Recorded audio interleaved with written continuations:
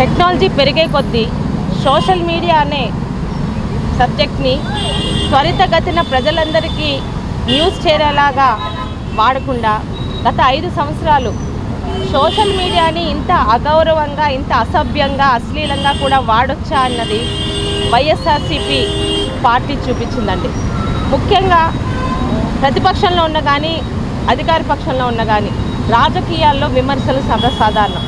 విమర్శల్ని ఎవరు తప్పు పట్టరు, విమర్శలకి సద్విమర్శలు ఉంటాయి. కానీ విమర్శలు అన్నవి పక్కన పెట్టి గత 5 సంవత్సరాలు తెలుగుదేశంలో పార్టీ గురించి న్యాయంగా, న్యాయబద్ధంగా, నీతిగా పోరాడే ప్రతి ఒక్కరు, నేనే కాదు ఇక్కడున్న ప్రతి ఒక్క ఆడపిల్లలు కూడా ఈ సోషల్ మీడియాలోని విక్టిమ్స్ అయ్యారు. మామూలుగా కాదు, అంటే మళ్ళీ చూపిస్తే బాధగా ఉంటుంది కానీ చాలా అసభ్యంగా ఒక ఆడపిల్లని ఎలా అయితే అనకూడదో అంత నీచంగా, అంత అసభ్యంగా మాటలతోని, మార్ఫింగ్ ఫోటోలతో ఇబ్బంది పెట్టారు.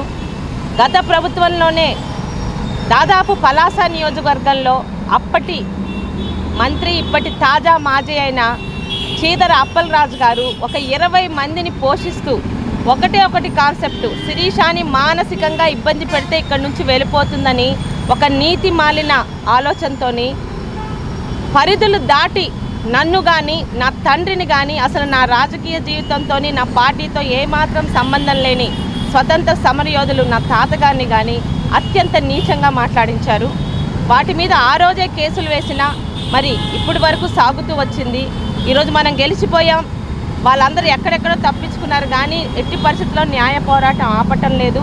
ప్రతి ఒక్కరికి ఒక ఆడపిల్ల గురించి కానీ కనీసం ఎటువంటి అవసరం లేకుండా మా మీద అసభ్యంగా, అశ్లీలంగా అప్పలరాజు గారు పెంచి పోషించారని చెప్పి నా మీద కానీ మిగతా వాళ్ళ మీద కానీ ఇలాగ తప్పుగా రాసిన ప్రతి ఒక్కరి మీద చర్యలు తీసుకోవాలి.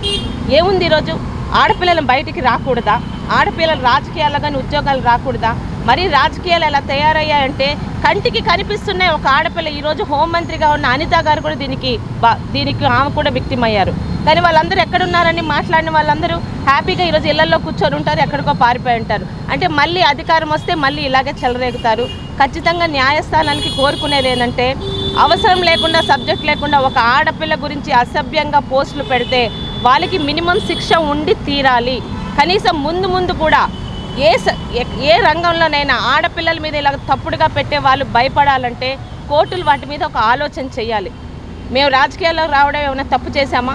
ఈరోజు ఒక గౌరవమైన కుటుంబం నుంచి వచ్చారు. నేను కానీ ప్రతి ఆడపిల్ల కానీ గౌరవమైన కుటుంబం నుంచి వస్తారు. ఒక్కసారి ఇవి చూస్తే మీకు అర్థమవుతాయి. ఇది అంటే నేను ఒక్కటే చూపిస్తున్నాను, ఇందులో ఉన్నవన్నీ చూస్తే ఆ భాష కానీ ఇది కానీ ఎవరైనా మాట్లాడతారా? వీళ్ళేమో ఈరోజు పలాసాలో ఉన్నారు. కనీసం వాళ్ళ మీద కేసు పెడితే ఆ రోజు పోలీస్ స్టేషన్కు కూడా పిలిచి వాళ్ళని కనీసం ఎందుకయ్యా అలా పెడుతున్నారని ప్రశ్నించే సాహసం కూడా పోలీస్ వ్యవస్థ ఆ రోజు చేయలేకపోయింది. ఈరోజు న్యాయస్థానాల మీద గౌరవం ఉంది. కాస్త లేట్ అయినా సరే న్యాయస్థానాల్లో ఇలాంటి వాటికి ఒక పరిష్కారం దొరుకుతుంది. నా గురించి కానీ నాలాగే ఇలాగే ఇబ్బంది పడుతూ ఈరోజు కొంతమంది ధైర్యంగా బయటికి రాగలుగుతున్నారు. కుటుంబం తాలూకా మద్దతు ఉంది కాబట్టి ఈరోజు వస్తున్నాను, లాయర్ సహాయంతో పోరాడుతున్నాను. మద్దతు లేని ఆడపిల్లలు ఎంతమంది ఇంకెందుకు మనకంటే నోరు మూసుకొని ఇంట్లో కూర్చున్నారో కూడా నాకు తెలుసు. వాళ్ళందరి తరపున ఒక మహిళగా సోషల్ మీడియాలో అశ్లీలంగా, అసభ్యంగా మాట్లాడే ప్రతి ఒక్కరికి కూడా కోర్టులు ఏదో ఒక డెసిషన్ తీసుకొని వాళ్ళకి ఖరైన శిక్ష విధిస్తే ముందు ఆడపిల్లల మీద సోషల్ మీడియాలో దాడులు ఆపుతారని కూటమి ప్రభుత్వం ఏర్పడ్డాక గత ప్రభుత్వంలో జరిగిన అనేక అరాచకాలు, అవినీతులతో పాటు సోషల్ మీడియాలోని ఆడపిల్లల మీద అశ్లీలంగా, అసభ్యంగా వాచిన ప్రతి ఒక్కరు కూడా పరిష్కారం చూపించే దశగా ముందుకెళ్తున్నారు. మాకు నమ్మకం ఉంది.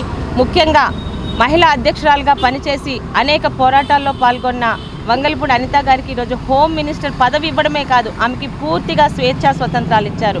ఎక్కడ ఎటువంటి నేరం జరిగినా ఇండిపెండెంట్గా ఆమె రియాక్ట్ అయ్యే స్వతంత్రం ఇచ్చారు. ఇప్పటికే పలు నేరాల మీద ఆమె ఎలాగ రియాక్ట్ అవుతున్నారు చూస్తున్నారు.